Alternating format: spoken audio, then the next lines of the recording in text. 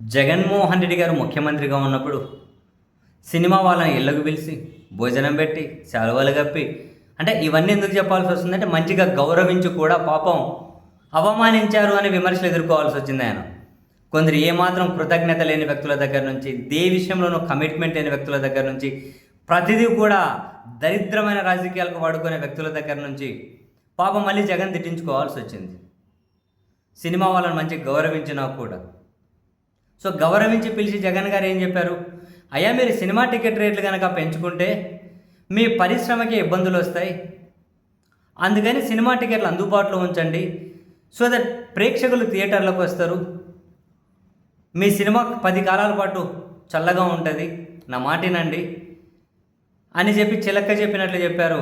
And ఇంకో కీలక demand ఏం చేశారు, ప్రభుత్వమే ఒక సినిమా టికెటింగ్ యాప్ తీసుకొని వస్తుంది, ప్రభుత్వమే నిర్వహిస్తుంది, ఎలాంటి ఇబ్బందులు ఉండవు, ప్రభుత్వానికి ఆదాయం వస్తుంది, సినిమా ఏ థియేటర్లు ఎంత డబ్బులు, ఏ టికెట్, ఏ షోక్ అనేది ప్రభుత్వమే నిర్ణయిస్తుంది, అన్ని విధాలా మీకు మంచి జరుగుతుంది అని చెప్పారు. ప్రభుత్వం టికెట్లు అమ్ముకుంటుందా, ప్రభుత్వం బ్లాక్ టికెట్లు అమ్ముకోమను, ఈ సైకో ముఖ్యమంత్రికి ఎప్పుడు ఇట్లాంటి ఆలోచనలే, సినిమా పరిశ్రమ నాశనం చేస్తున్నాడు, ఎందెందో తిట్టిరి ఆయన పాపం, ఎందెందో తిట్టిరి.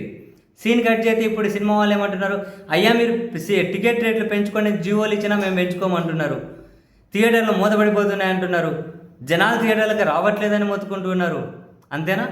మన వాళ్ళ తెలుగులో వాళ్ళ ఈ పరిస్థితి బాధ ఇట్లా ఉంటే చివరికి తమిళ్లో కూడా అక్కడ విజయ్ ముఖ్యమంత్రి అయిన తర్వాత తమిళ పరిశ్రమ నుంచి కొందరు సినిమా వాళ్ళు మొదట యాక్చువల్గా విశాల్ ట్వీట్ చేశారు విజయ్ని ట్యాగ్ చేసుకుంటూ, సేమ్ జగన్మోహన్ రెడ్డి గారు ఏ పని అయితే చేస్తానని మన సినిమా వాళ్ళకి చెప్పారు, అదే డిమాండే విశాల్ కూడా విజయ్కి చేశారు. ఏమంటారు, తమిళనాడు ప్రభుత్వ ఆధ్వర్యంలో టికెటింగ్ వ్యవస్థను తీసుకురావాలి, దీంతో ప్రభుత్వానికి ఆదాయం పెరుగుతుంది, ప్రేక్షకులపై టికెట్ భారము తగ్గుతుంది. చిలక్క చెప్పినట్లు చెప్పిండు జగన్ అప్పుడు ఈ పని చేస్తామని, చిలక్క చెప్పినట్లు చెప్పిండు. ఇప్పుడు తమిళనాడు ముఖ్యమంత్రి విజయ్కి విషయాలు అదే చెప్తున్నారు, ఈ పని చేయండి, 30 సంవత్సరాలు మీరు సినిమా ఇండస్ట్రీలో ఉన్నారు, సినిమా కష్టాలు బాధలు మీకు తెలుసు అని చెప్పి దాంతోపాటు మరో కొన్ని డిమాండ్లు కూడా. 1 ఇండియా 1 ట్యాక్స్ విధానానికి విరుద్ధంగా ఉన్న లోకల్ బాడీ ట్యాక్స్ను రద్దు చేయమన్నారు విశాల్. చిన్న సినిమాలకు ఇచ్చే సబ్సిడీని ప్రతి ఏడాది పెంచుకుంటూ వెళ్ళండి అని, అంటే ఆయన సినిమా పరిశ్రమ కోసం. చిన్న సినిమాలు బ్రతికించాలంటే జగన్ ఏం చేస్తానో చెప్పాడు, సినిమా వాళ్ళు దాన్ని తిట్టారు. ప్రభుత్వ ఆధ్వర్యంలో ఒక టికెటింగ్ వ్యవస్థ తీసుకొస్తా అన్నాడు, అది తిట్టారు. లాస్ట్కి సినిమా వాళ్ళు అయ్యా ఇదే పని చేయండి అని చెప్పి మళ్ళీ అడుక్కుంటున్నారు ముఖ్యమంత్రులు.